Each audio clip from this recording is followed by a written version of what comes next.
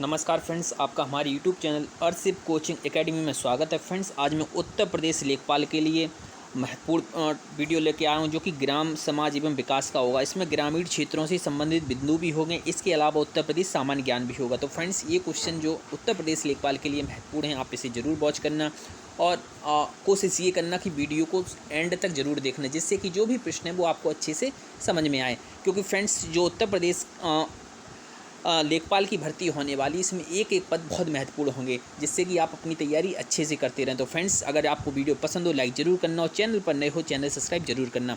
आज का जो पहला प्रश्न वो ये है,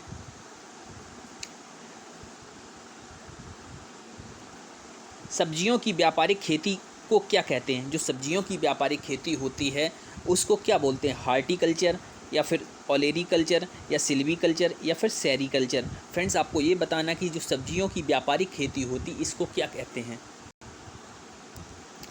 ओलेरीकल्चर। जो दूसरा ऑप्शन है सही है, सब्जियों की व्यापारिक खेती को ओलेरीकल्चर कहते हैं। जो दूसरा ऑप्शन है सही है। अगला प्रश्न है,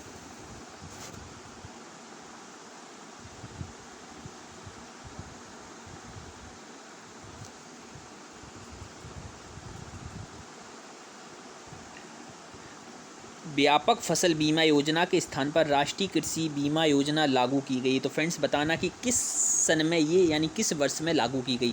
व्यापक फसल बीमा योजना के स्थान पर राष्ट्रीय कृषि बीमा योजना लागू की गई है। 1995 में, 1998 में, या फिर 1999 में, या 2000 में? तो फ्रेंड्स, जो व्यापक फसल बीमा योजना के स्थान पर राष्ट्रीय कृषि बीमा योजना लागू की गई है, इसका जो सही आंसर होगा वो होगा 1999 में। ये 1999 में लागू की गई। कब की गई? 1999 में। व्यापक फसल बीमा योजना के स्थान पर राष्ट्रीय कृषि बीमा योजना 1999 में लागू की गई है। अगला प्रश्न है,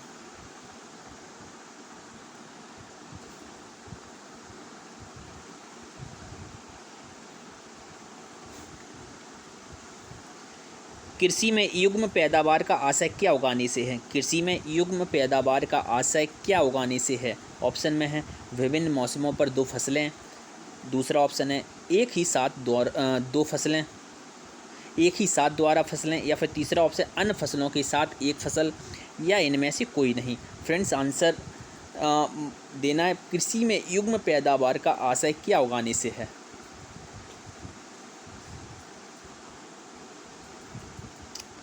आंसर होगा फ्रेंड्स दूसरा ऑप्शन, एक ही साथ दो फसलें। एक ही साथ दो फसलें उगाने से कृषि में युग्म पैदावार का आशय है। तो फ्रेंड्स, जो आंसर होगा वो एक ही साथ दो फसलें। अगला प्रश्न है,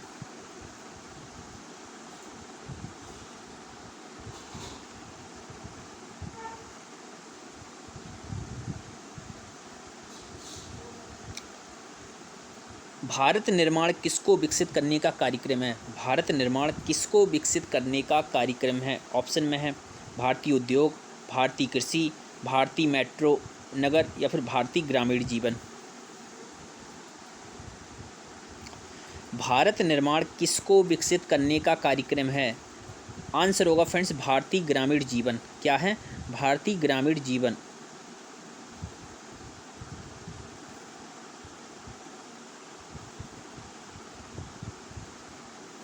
भारतीय ग्रामीण जीवन है जो उसको विकसित करने का कार्यक्रम है। अगला प्रश्न है,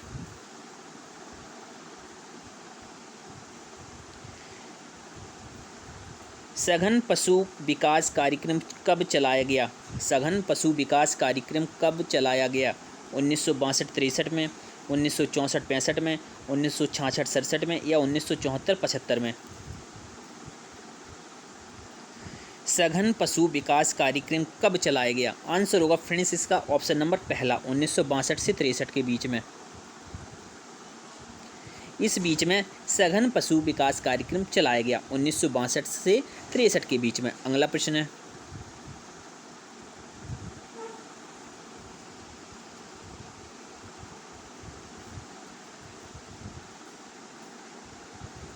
ड्रिप सिंचाई पद्धति का जन्म स्थान कहाँ माना जाता है? ड्रिप सिंचाई पद्धति का जन्म स्थान कहाँ माना जाता है? अमेरिका में, इजराइल में, रूस में, या चीन में?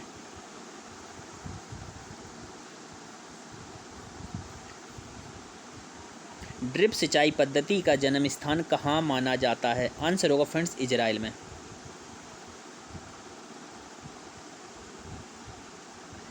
इजराइल को इसका जन्म स्थान माना जाता है। जो ड्रिप फसलों में ड्रिप सिंचाई से फसलों में सिंचाई की जाती है फ्रेंड्स, उसको उसका जो जन्म स्थान माना जाता है वो इजराइल माना जाता है। जो ड्रिप सिंचाई होती है इसको इजराइल में जन्म स्थान इसका माना जाता है। सही आंसर होगा ऑप्शन नंबर दूसरा।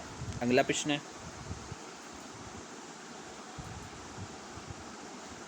किसी सरिता में अपरदन की दर न्यूनतम होती है। किसी सरिता में अपरदन की दर न्यूनतम होती है जहाँ पर चौड़ाई ज़्यादा हो, या फिर वेग अधिक हो, या नदी समुद्र से मिलती हो, या फिर गहराई ज़्यादा हो। फ्रेंड्स आंसर दीजिए इसका क्या है। किसी सरिता में अपरदन की दर न्यूनतम होती है जहाँ पर चौड़ाई ज़्यादा हो, या फिर वेग अधिक हो, या नदी समुद्र में मिलती हो, या गहराई ज़्यादा हो। आंसर होगा फ्रेंड्स इसका ऑप्शन पहला, चौड़ाई ज़्यादा हो। किसी सरिता में जब अपरदन की दर जो न्यूनतम होती है वहाँ पर चौड़ाई ज़्यादा होती है, यानी पहला ऑप्शन सही है, चौड़ाई ज़्यादा हो। अगला प्रश्न है,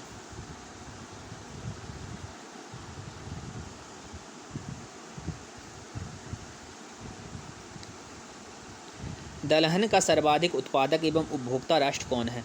दलहन का सर्वाधिक उत्पादक एवं उपभोक्ता राष्ट्र कौन है। भारत, रूस, संयुक्त राज्य अमेरिका या चीन। दलहन का सर्वाधिक उत्पादक एवं उपभोक्ता राष्ट्र कौन है। आंसर फ्रेंड्स होगा इसका भारत।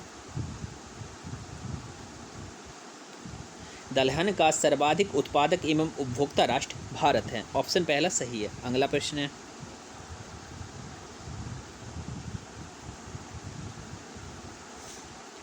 उत्तर प्रदेश की सबसे महत्वपूर्ण नकदी फसल है। उत्तर प्रदेश की सबसे महत्वपूर्ण नकदी फसल है आलू, गन्ना, गेहूं या दलहन। उत्तर प्रदेश की सबसे महत्वपूर्ण नकदी फसल है। आंसर होगा फ्रेंड्स गन्ना। गन्ना उत्तर प्रदेश की सबसे महत्वपूर्ण नकदी फसल है। अगला प्रश्न है,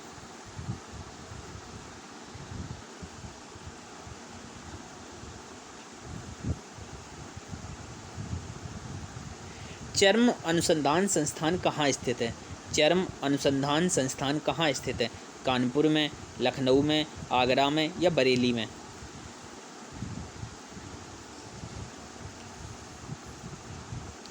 चर्म अनुसंधान संस्थान कहाँ स्थित है। आंसर होगा फ्रेंड्स लखनऊ। ये लखनऊ में स्थित है। अगला प्रश्न है,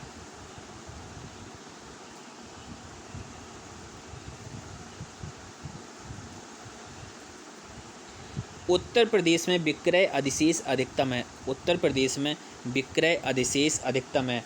ऑप्शन में गेहूं का, धान का, चने का या कपास का। उत्तर प्रदेश में विक्रय अधिशेष अधिकतम है। आंसर होगा फ्रेंड्स गेहूं का।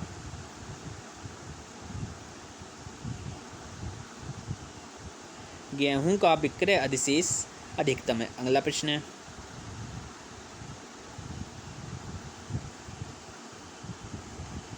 बकरी की निम्नलिखित नस्लों में कौन बांधकर खिलाने के लिए उपयुक्त है। बकरी की निम्नलिखित नस्लों में से कौन बांधकर खिलाने के लिए उपयुक्त है। ऑप्शन में है बर्बरी, जमुनापारी, बीटल या मलाबारी। तो फ्रेंड्स आपको आंसर बताना है कि जो बकरी की नस्ल है वो ऐसी कौन सी नस्ल है जिसे बांधकर उसको खिलाने के लिए उपयुक्त होती है। आंसर होगा फ्रेंड्स इसका ऑप्शन नंबर पहला, बर्बरी।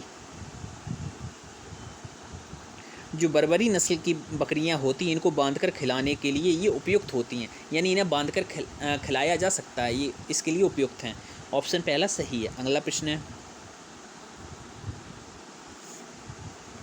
सेलुलोसी भित्ति किसके सेलों में पाई जाती है। सेलुलोसी भित्ति किसके सेलों में पाई जाती है। बैक्टीरिया के, फंजाई के, पौधे के या पशु के।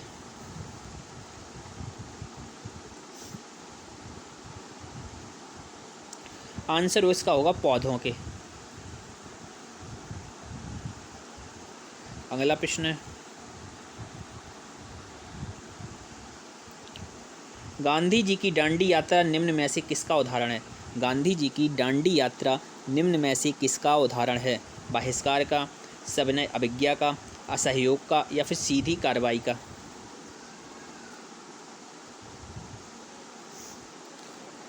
आंसर इसका होगा सविनय अवज्ञा का। जो गांधी जी की दांडी यात्रा हुई थी, सविनय अवज्ञा का उदाहरण है। ऑप्शन जो दूसरा है वो सही है। अगला प्रश्न है, उत्तर प्रदेश में सर्वाधिक उत्पादित होने वाली तिलहन है। उत्तर प्रदेश में सर्वाधिक उत्पादित होने वाली तिलहन है। कपास की, तिल की, मूंगफली की या सरसों की? उत्तर प्रदेश में सर्वाधिक उत्पादित होने वाली तिलहन है। आंसर दीजिए फ्रेंड्स। इसका जो आंसर होगा वो सरसों की।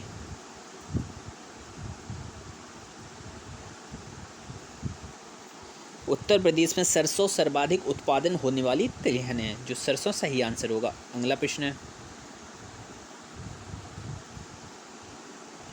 भारत के उत्तरी मैदान में विभिन्न प्रकार की मिट्टियाँ पाई जाती हैं। भारत के उत्तरी मैदान में विभिन्न प्रकार की मिट्टियाँ पाई जाती हैं। काली मिट्टी, जलोढ़ मिट्टी, लैटेराइट मिट्टी या फिर लाल मिट्टी?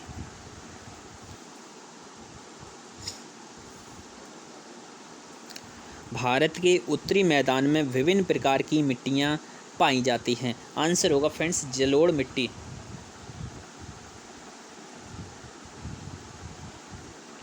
यहाँ फ्रेंड्स होगा किस प्रकार की मिट्टी पाई जाती है। ये प्रश्न होगा भारत के उत्तरी मैदान में किस प्रकार की मिट्टी पाई जाती है। आंसर होगा जलोढ़ मिट्टी।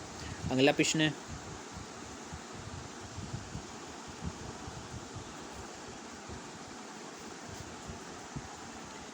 नगरीय विकास में भद्रलोकीकरण कब होती है? नगरीय विकास में भद्रलोकीकरण कब होता है?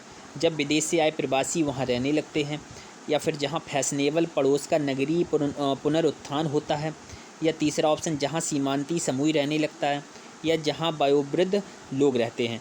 आंसर क्या होगा फ्रेंड्स? नगरीय विकास में भद्रलोकीकरण कब होता है?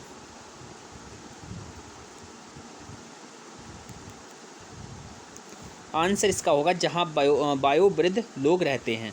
चौथा जो ऑप्शन है सही है। अगला प्रश्न है,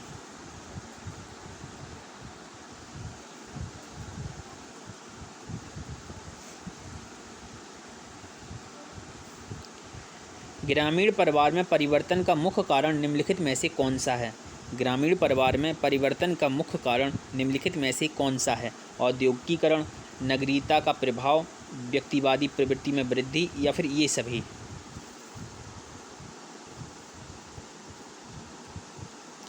ग्रामीण परिवार में परिवर्तन का मुख्य कारण निम्नलिखित में से कौन सा है? आंसर होगा ये सभी। जो चौथा ऑप्शन है सही है, ये सभी। क्योंकि फ्रेंड्स जो मुख्य परिवर्तन का कारण होता है वो औद्योगिकरण भी होता है, नगरीयता का प्रभाव भी होता है और व्यक्तिवादी प्रवृत्ति में वृद्धि।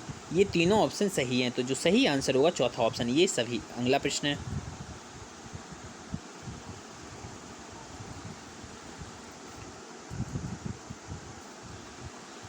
मीन माता रोग किसके कारण होता है? मीन माता रोग किसके कारण होता है? पारे के कारण, सीसा के कारण, कैडमियम के कारण या जस्ता के कारण?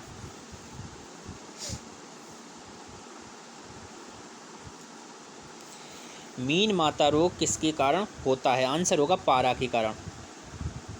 ये पारा के कारण होता है। मीन माता रोग पारा के कारण होता है। अगला प्रश्न है,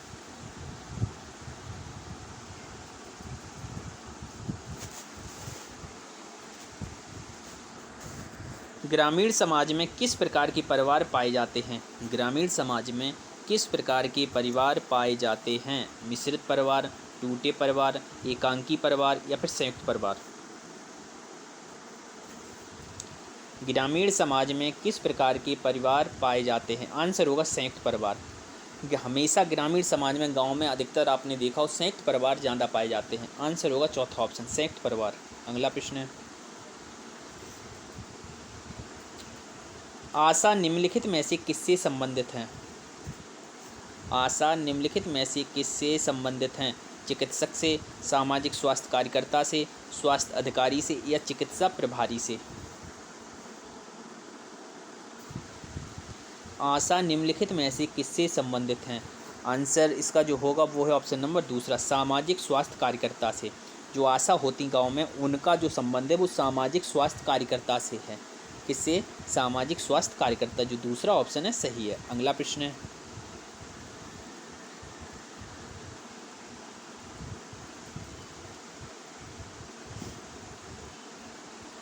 भारतीय समाज को माना जाता है, भारतीय समाज को माना जाता है, क्या माना जाता है? जनजाति समाज, कृषक समाज, औद्योगिक समाज या ये सभी?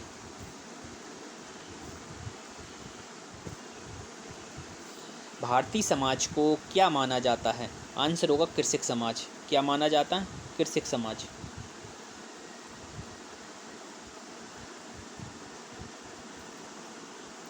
दूसरा ऑप्शन सही है। अगला प्रश्न है, उत्तर प्रदेश में वर्षा मुख्यतः किस मानसून से होती है? उत्तर प्रदेश में वर्षा मुख्यतः किस मानसून से होती है? बंगाल की खाड़ी से, अरब सागर से, उत्तर पश्चिम से या दक्षिण पश्चिम से?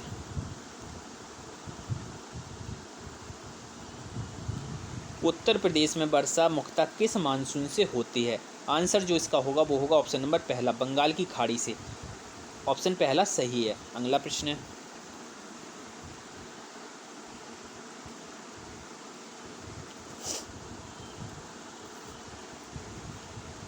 उत्तर प्रदेश का सर्वाधिक विकसित क्षेत्र कौन सा है? उत्तर प्रदेश का सर्वाधिक विकसित क्षेत्र कौन सा है?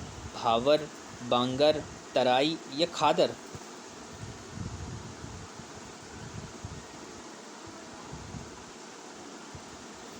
उत्तर प्रदेश का सर्वाधिक विकसित क्षेत्र कौन सा है? भावर, बांगर, तराई या खादर?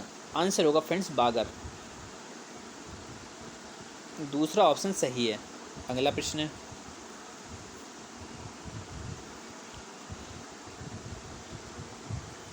उत्तर प्रदेश में प्रथम मानसूनी वर्षा कब होती है? उत्तर प्रदेश में प्रथम मानसूनी वर्षा कब होती है?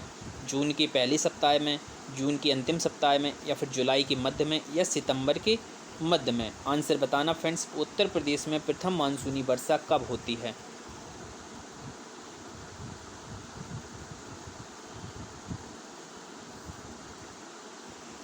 आंसर जो इसका होगा वो है जून के अंतिम सप्ताह में। उत्तर प्रदेश में जो प्रथम मानसूनी वर्षा होती है वो जून के अंतिम सप्ताह में होती है। फ्रेंड्स जो इसका आंसर होगा वो दूसरा ऑप्शन सही होगा। फ्रेंड्स तो ये उत्तर प्रदेश लेखपाल के इंपॉर्टेंट क्वेश्चन थे, आप इन्हें जरूर देख लीजिए। आपको ये प्रश्न कैसे लगे ज़रूर कमेंट करके बताना और अपना स्कोर ज़रूर बताना कि आपका जो स्कोर हुआ वो कितना सही हुआ, आपके प्रश्न कितने सही हुए हैं। तो फ्रेंड्स अगर वीडियो पसंद हो लाइक ज़रूर करना, चैनल पर न हो चैनल सब्सक्राइब जरूर करना। Thank you.